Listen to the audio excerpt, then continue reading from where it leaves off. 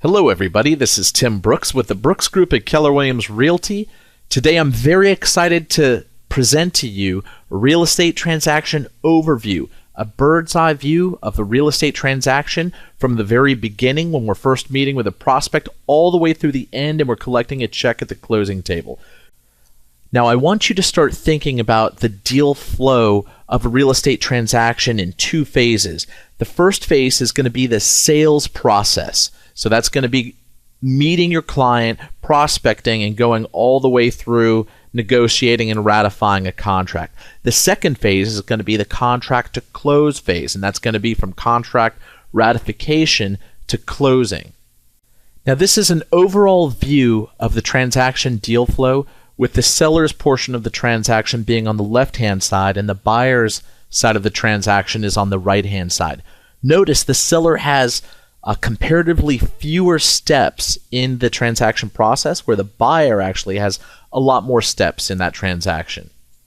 So let's start on the seller side, and as you can see, there really just isn't a whole lot to it. So we're going to start out with a seller, we're going to have a listing appointment, go on that listing appointment, and we're going to go over the market analysis with them. We're going to go over the listing paperwork itself that makes them a client. We're also at that time there, we're going to have them sign all of the disclosures that we're ultimately going to give to the buyer, which will then come back to the seller in the form of an offer and then a ratified contract. So present the CMA, establish a listing price, which is part of the listing agreement, have the listing agreement signed, preferably at that initial meeting that you go to with them, and then from there you have a signed listing. You're going to come back to the office, that's going to go in the MLS. We're going to put in all of the advertising we're going to do, which most of it gets fed in through the MLS and List Hub and some of the other means that we advertise through. We're also going to be in Boomtown, making our cold calls, everything else. Hold open houses. And really, once that marketing goes out there and our prospecting calls with our buyers, that's about it on the seller side. Don't forget, we're going to have at that point, we're going to order professional photographs. We're going to make sure that the lockbox gets put on that property. But one of my goals is really to go out to that property as few times as possible. So again, go to the property, meet with the seller, establish the price, get the listing agreement signed, get your disclosure signed, put it in the MLS, have your professional photos done, and then that's it. That's why sellers are so awesome to work with, because it's fire and forget. Guess who's actually going to go sell that listing? Is it going to be you? No, it's going to be somebody else. That's why I've always loved listings more than anything in the world. You do the work up front and let somebody else sell it. Now moving over to the buyer side, there are a few more moving parts. Each one of these parts is very important. So it's important that you follow the deal flow, that you don't skip any steps. That's usually where agents start getting themselves in trouble when it comes to the buyer side of the transaction. Now initially, the first thing, we're going to make contact with a buyer. We're going to identify which buyer's in the market within the next 6 months. And the very first thing is get that buyer agreement signed. We never, ever, ever take a client out looking at a property without a signed buyer agreement and without a pre-approval. So that stands to reason that the very first things you're going to do is get a buyer agreement, and then we're going to work on the pre-approval process. Once we've spoken with that buyer, we've done our comprehensive buyer interview, we've gone through all of their wants, their needs, their top 10s. We've talked to them about the buyer agreement and why that's important for them and how that benefits them. We've also spoken with them about the lender and why that's important to be pre-approved prior to us going out. Then it's time for them to actually speak to the lender. Whether you conference that lender in on a conference call 3-way with them, or whether you send them to the lender, or if they've brought their own lender to the table, the next step is for them to actually apply with that lender. So the lender does the application, and at that point there, they're going to either be pre-approved for a certain amount, or they're going to be unable to qualify, whether it's because of their debt-to-income ratio was too high, credit scores weren't high enough, they didn't have enough money to close, etc. If they are unable to qualify because of any of those reasons, then it's time to develop a plan, such as, and a lot of lenders will have plans as far as credit repair, or we need to figure out, do they need a co-signer to go on there and help them with the purchase?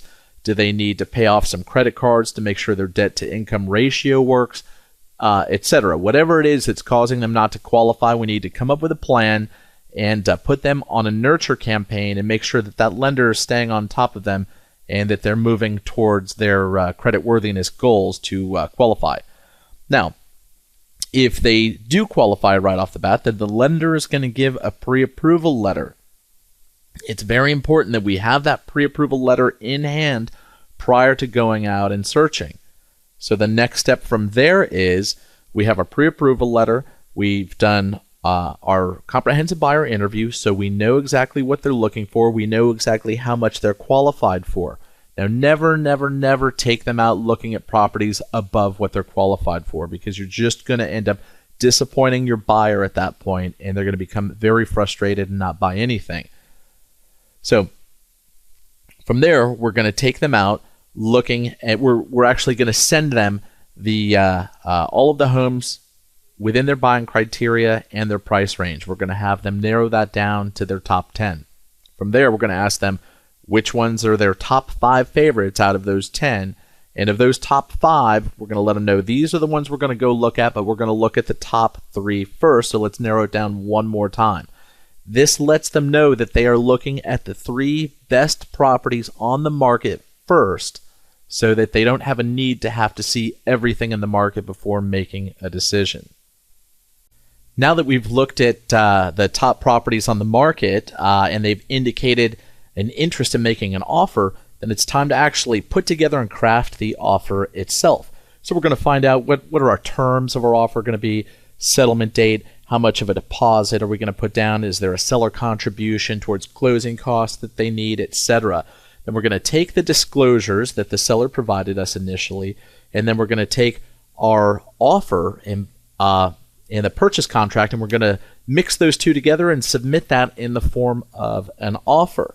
This is actually the exciting part, where the two sides finally converge into one. As the buyer's agent, you're going to have your offer in hand and signed with everything ready to go, including a copy of the deposit check and the pre-approval letter. You're going to submit that to the listing agent. At this point here, this is where the really exciting part of the transaction begins. It's the negotiations. This is where you either save or make your client a lot of money. So now we're in the negotiations phase of the process.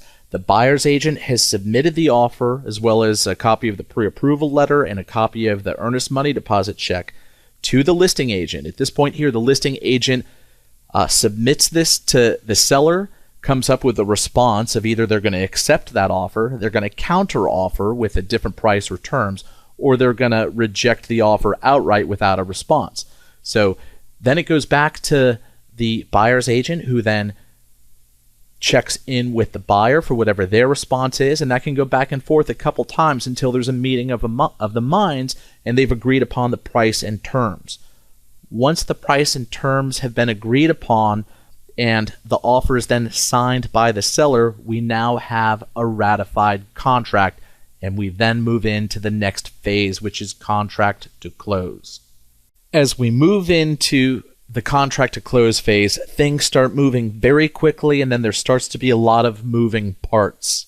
The main things to deal with once the contract has been ratified is the title company, the loan approval process, the home inspections, and then the appraisal, which is part of the loan process. We're going to break that down here real quick.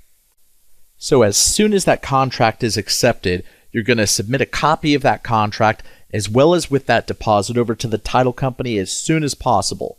You're also going to make sure, if you're on the buyer side, you're going to immediately submit that same contract to the lender so they can get started with the loan approval process. The buyer's then immediately going to contact their insurance company and start the homeowner's insurance process. Now from there, once that loan officer has that contract, they're going to immediately order the appraisal. The appraisal is going to be done within, say, 1 week of it being ordered. The appraiser is going to come out to the property. They're going to look at comparable sales, and they're going to determine a value on that property. The loan is then going to go through underwriting, where the mortgage underwriter is going to go through and make sure that all of the things that were submitted during the pre-approval process, such as the W-2s, pay stubs, tax returns, that those things all actually match and are verified and work for this particular loan. They're going to make sure that the credit scores are still good, the debt-to-income ratio fits the guidelines for that particular lending program, and that we have enough funds to close. And finally, they're going to issue a loan approval and a clear to close prior to closing. Back to the inspections. As soon as that contract is accepted, if you're working on the buyer side as a buyer's agent, you're going to order the home inspection with your inspector. Now, generally, you're only going to have between 7 and 10 days to actually have that inspection done and then submit any request for repairs, if any, to the listing agent. So you'll have the home inspection completed. You're going to review that home inspection report, and if there are any items that need to be repaired, you're going to make an addendum and you're going to submit that over to the listing agent. Now, let's go through the title work real quick also. So it's the same thing. As soon as that contract is accepted, you're going to submit that contract to the title company. In the state of Maryland, the buyer has the choice of title companies. So the title company is then going to go through, do the title search, preliminary title report, and make sure there are no problems there. On the seller side, just as above in the sales process, the seller has very little to do in the contract to close section. Really, you're just going to make sure that all of the disclosures that are required by law were provided. You're going to facilitate entry into the home for the home inspector. And please don't have your sellers be there. It gets awkward. Also, finally, once the buyer's agent has submitted any requests for repairs, if any, the listing agent is going to take that to the sellers, and then they're going to negotiate one more time. You're either going to accept whatever repairs they're requesting and have a contractor do those repairs, or you're going to negotiate some sort of seller credit to the buyer so they can do the repairs themselves after closing. Either way, it's whatever the buyer and seller agree to. So there's that one final little negotiation. And then finally, once all of those moving parts have been completed, meaning, okay, we've checked off the home inspection, the buyer and seller are good with all of that, the insurance has been ordered and sent to the title company, that's all good, the loan has gone through its entire process and we have a clear to close, the property appraised, all of that, finally we're able to go to closing.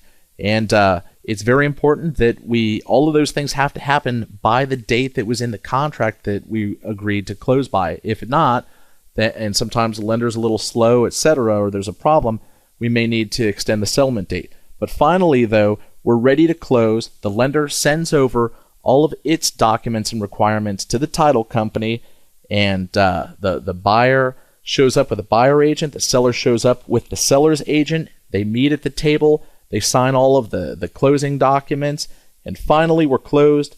The seller will bring the keys, any garage door openers, important documents, things, warranties for the appliances and things. They'll bring those things, hand them off to the buyer. The buyer's agent, just prior to closing, will take their buyers and do a final walkthrough to make sure that that property is in the same condition on the day of closing as it was when they put it under contract, that there's no new damage or that the seller didn't move all of their stuff out, etc. And as long as everything is good there, as a courtesy, the buyer's agent will actually bring the lockbox to closing to give to the listing agent so they don't need to come back out to the property and get it. The keys are exchanged, checks are exchanged, the buyer's thrilled, they have a new home, the seller's thrilled, they got their home sold, and all is well with the world. Now that is how a complete transaction works from start to finish. If you have any questions, let me know down in the comments section. Thank you very much for attending this training session, and we look forward to the next one.